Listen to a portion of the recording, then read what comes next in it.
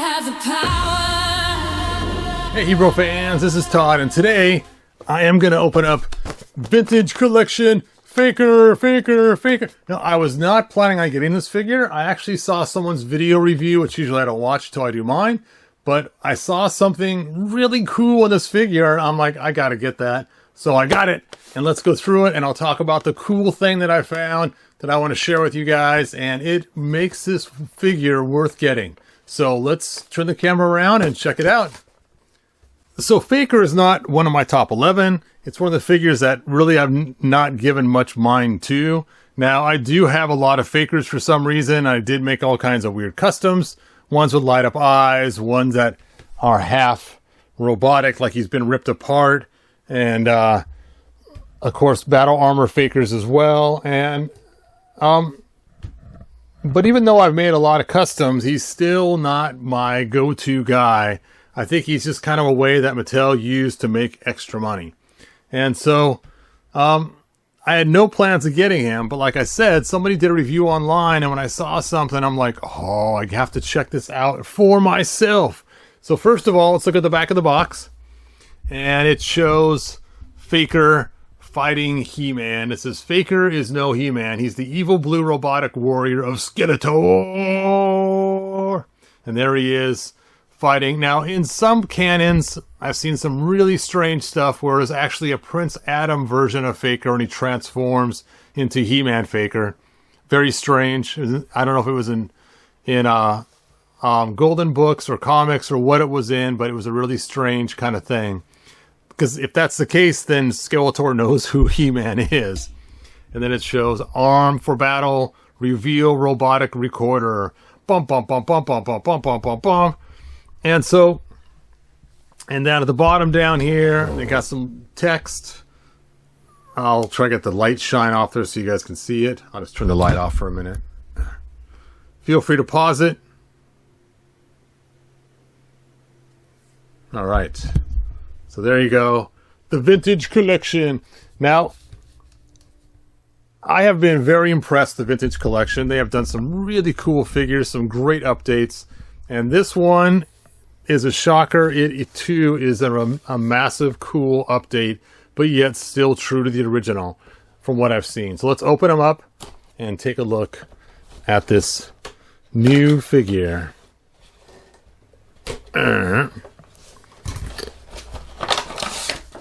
So before we pull them up out of there, let's go ahead and look at the Cracker Jack prizes and see what we got in here.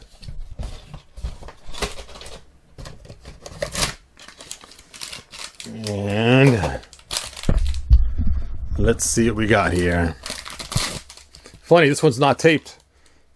Like I was saying, some are taped, some aren't taped. So we have a fist hand, an open hand, bump, bump, bump. And we have a battle axe, a shield, and his sword is already on there in orange. So there we go. The original toy did not come with a battle axe or shield, which is I think a cool add to have to this particular figure.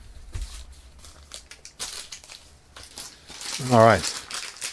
So first of all, it is reminiscent to this He-Man right here, which was not part of the Vintage Collection, but part of, I think, the 40th anniversary series of He-Man, which is funny because it looks like it's almost the same mold, but it's not, and we'll talk about that in a few minutes. Oh. So let's get him out of here. If I ever get out of here.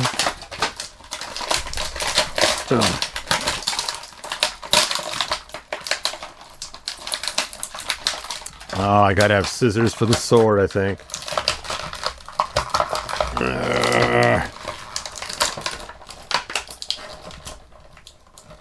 Break. It's not gonna break for me. There we go. Got it out.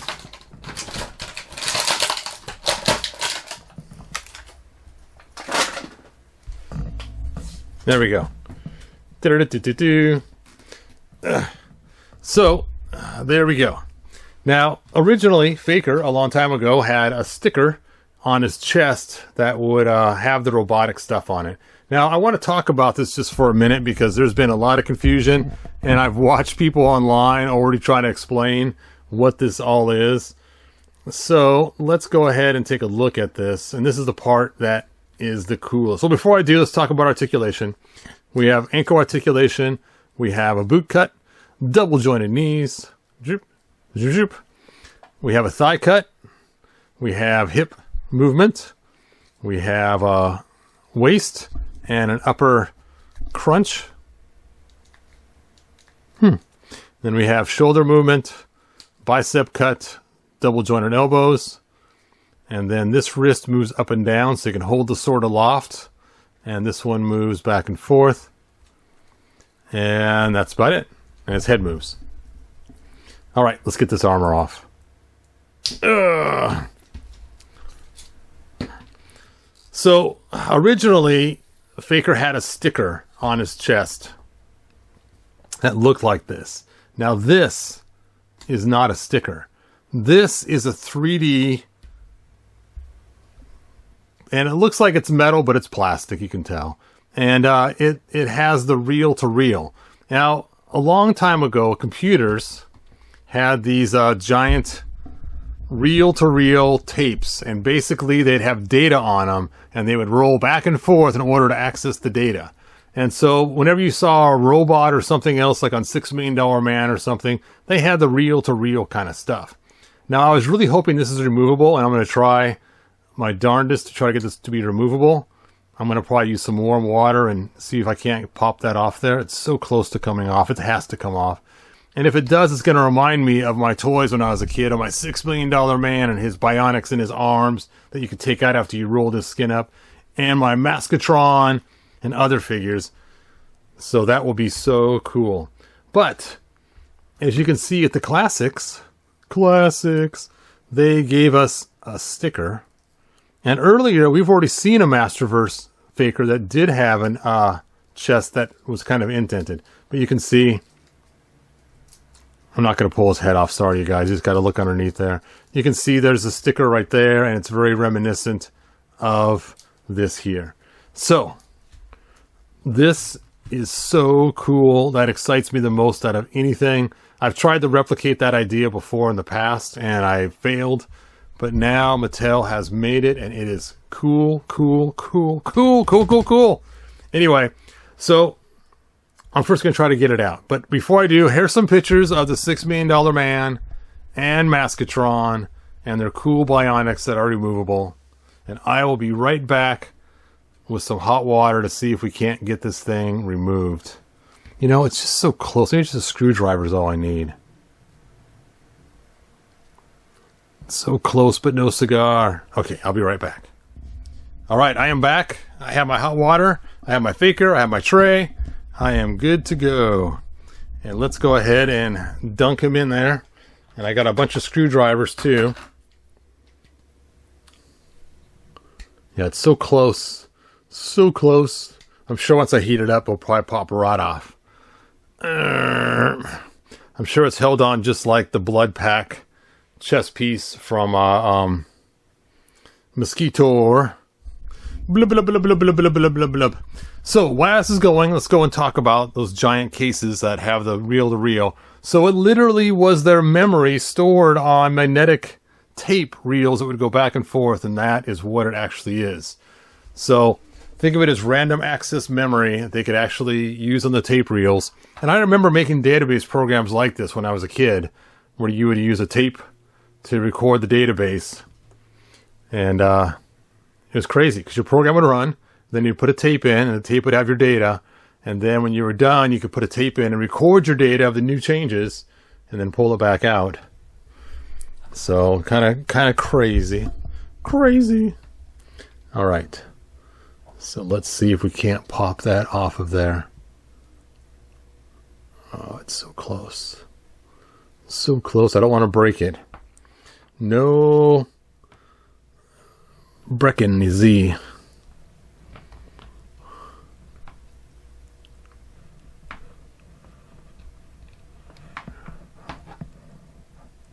Okay, let's get some more hot water in there. Some more hot water. We'll put them down deeper so we can get a little hotter in there. So here's what I'm thinking, is I have this faker here. And this is the knockoff faker that I got from China. And he is stickerless. I didn't even notice that. So just today, when I made this custom, that he does not have his faker sticker. See? He has bare chested. And so, oh, there we go. Wow. What a mess. Anyway, so I was thinking one of two things. One, either obviously take this here, scan it in, shrink it down a little bit to fit on his chest better. Either one, cut this out with the same shape square, route it out and stick that in there. Or two, scan this and make it so it just sits just a little higher than the chest on there. And that might be kind of cool too. So I haven't decided which way I'm going, whether it's going to be a piece that just sits on top of the chest and fits into the groove perfectly and you stick on there, or whether I'm going to take and actually route this out, or maybe just even sand it and then stick it on there. I haven't decided yet. My original one that I made a long time ago, I actually cut out a square with my Dremel tool and then put in a little piece that I made. It looked robotic. Not as cool as this one does though. It was when I first started 3D printing and I had a really bad printer. All right, I'll set him aside. He's been in there a long time. He's been soaking up lots of hot water.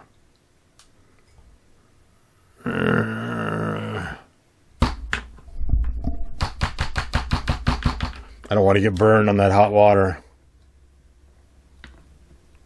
Oh, it's really tight in there. It does not want to release. We shall be the winner, though. We shall get this out of there. Hopefully without breaking it. Now, to me, this chest piece is more important than the figure, so if I have to, I will cut the chest open to get this box out of there, but I'm hoping I don't have to go that route. Hoping it just pops off the side.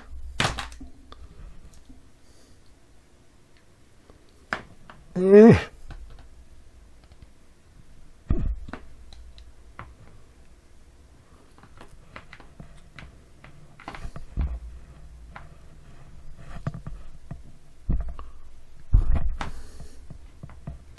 get a bigger screwdriver in there.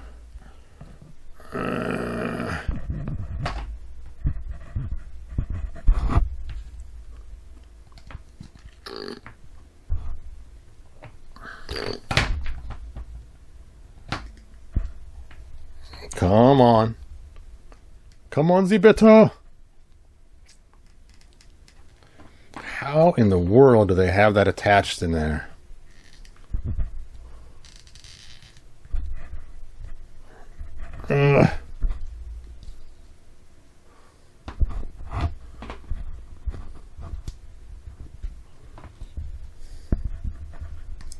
It's so close. See, look at that. Look at that. We're getting it.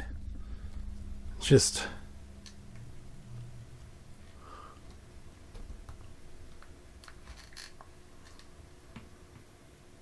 I don't want to ruin it though. Okay, well that ain't coming out of there.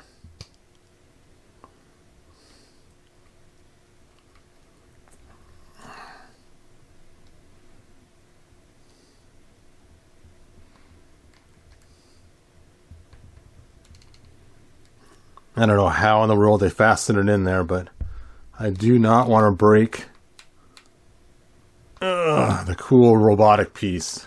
Okay, plan 2. I am just going to scan it in place while it's on there. Then I'll add material to make it go back deeper. But that's my next plan. But anyway, I am loving that idea. That is so cool. And granted, they could have gone with more of a futuristic kind of look, but I'm glad they went back to the original 80s kind of reel-to-reel thing. That's just so cool. So reminiscent of the original 80s figure. I'll put them back together for now so you guys can see the figure in its entirety before I tear them to pieces or scan them in or whatever I'm planning on doing. So, it is not the exact same sculpt as He-Man. because they had to make a new chest piece for him. Because obviously, He-Man doesn't have a big giant square in his chest to hold a computer module, like the kind of modules we used to have back in our $6 Million Man figures in the 70s. Now, what's funny is the figures in the 70s that had that computer module I was talking about, the $6 Million Man and stuff, it was like a clear resin kind of piece with a sticker on the inside. And so the top half was clear and you would see the sticker through it. And that's what I kind of imagined doing with this figure originally when I was going to make mine years and years and years and years and years ago. But I like this too. This is really cool.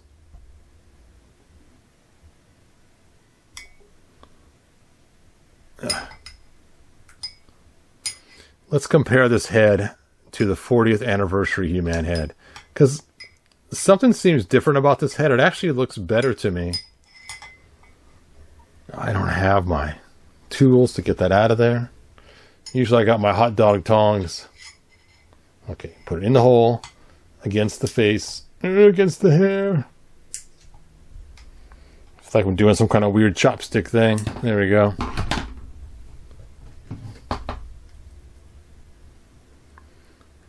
It is the same face. It's just the paint apps are different.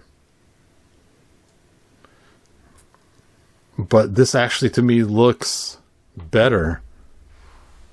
That's so weird. I mean, it's not better. It's the same face.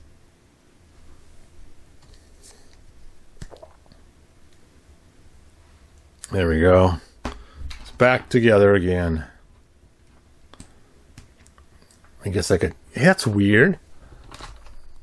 Oh, that's because that's not his sword. I was like, his sword's orange, but that's not his sword. I would have liked if his sword was that color.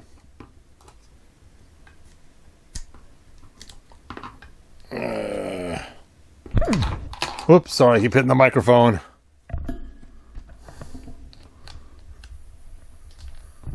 He's got the Ken hand. It's the slap face hand. He can slap people. Hi-ya,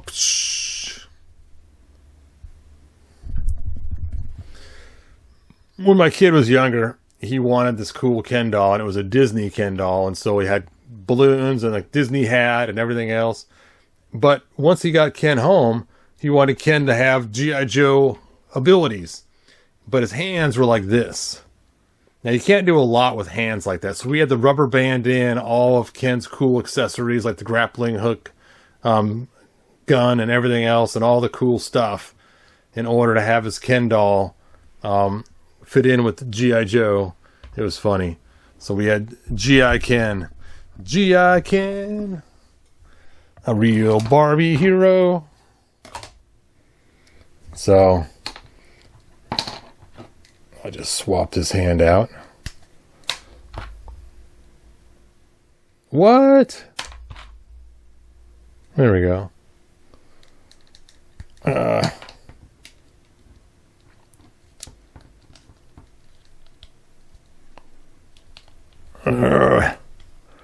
Fit.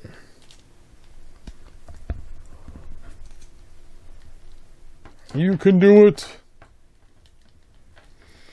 I know. It's best to take the hand off, put it on the shield, and then put it into the shield. But I'm too lazy to pull it back off again. That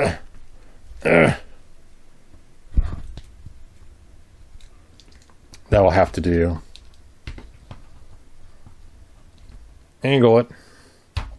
There we go. There's Faker. Anyway, thanks for joining me, and we'll have fun making this happen. I did find a white torso. It's Prince Adam, so I don't have to spray it with the stuff. I'll just be able to scan this right in the way it is without having to first apply my spray. I may put a light coat on it just to get rid of the shine. Shiny! But this should work pretty good for getting the baseline of how the chest is. That'll be good. Alright, well, thanks for joining me. And like they say in the 1987 movie, good journey. Actually, you know what? I think his voice would be more He-Man-ish. Why did Skeletor make him blue anyway? I mean, I used to always pretend like Skeletor didn't know the difference because he's colorblind. It was kind of the joke that everyone's like, yeah, we know that's not He-Man. He's blue. He-Man doesn't happen to be blue. But maybe all Eternia is colorblind. What? Probably not. All right. And good journey. Bye now. Look, see, it's still pretty clean. Almost done cleaning it up. Ho, ho, ho. Anyway, bye now.